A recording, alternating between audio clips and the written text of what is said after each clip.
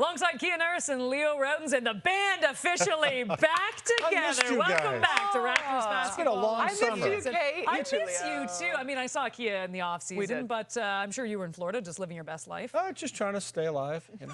Yeah, no, we saw the photos. Okay, let's get to these Toronto Raptors now. Enough of the offseason. And according to Leo Rautins, this team is absolutely loaded with talent. Starting with the new guy, Brandon Ingram. We finally get to see him in action. He joins this core, led by the one and only Scotty Barnes. But Kia, the big question going into this season, do these pieces fit?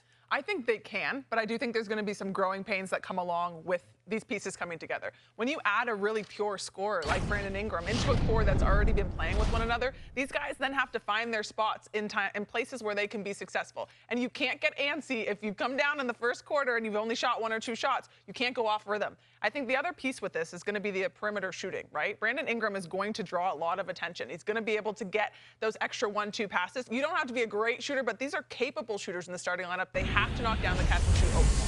Well, I think one of the good things is Darko's system, all right? You're going to move the basketball, everybody gets touches, so that's going to be a positive.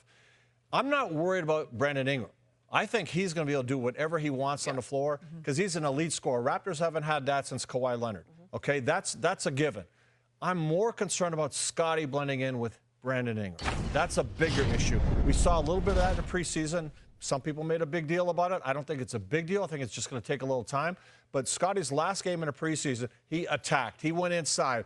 That's what he's got to do. He can't just say all of a sudden, hey, I think that's what I need. No, that's what you got to do if this is going to work. Because Ingram is your guy. He's the guy that's you're going to be the go-to guy. Well, and it's interesting, too, with Ingram because he had Zion, who was a score-first guy. Scotty's more of a pass-first mentality, but I did like the aggression on Scotty. Pass-first, post Agreed. up. I like the aggression on Push Scotty's the ball part, up the floor. too. Let's talk about the East in general because there are some big-time injuries. We've got Jason Tatum and then obviously Tyrese Halliburton as well over in Indiana. So you kind of look at this division and you think this is a little bit wide open at this point. Kia, after 2 losing seasons, are the Raptors finally going to be making the postseason? Well, you kind of have to. At this point, when you're going through this kind of rebuild situation that this fan base and this organization has gone through, at some point, you have to make the next step. And the next step is to be a playoff team for this Toronto Raptors. If you're going to have an opportunity in this East, which is really wide open, you're going to have a chance at it, you have to have a good and strong start. And to me, that's the offense on the Raptors side that has to get matured and going pretty quickly.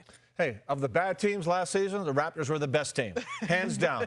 And they weren't healthy all season long. And now part of that's resting guys, part of that's doing whatever you're doing. But if they have everybody in lineup, they stay healthy, without a doubt, this is a playoff team. I completely agree. I think postseason or nothing this season. And you know what? It is great to be back with you guys. This is just like a well-oiled machine at this point. We're just used to it. Raptors begin their season on the road for the first time since 2011. Our first game on TSN going Friday night where there is nothing else on the Canadian sports calendar.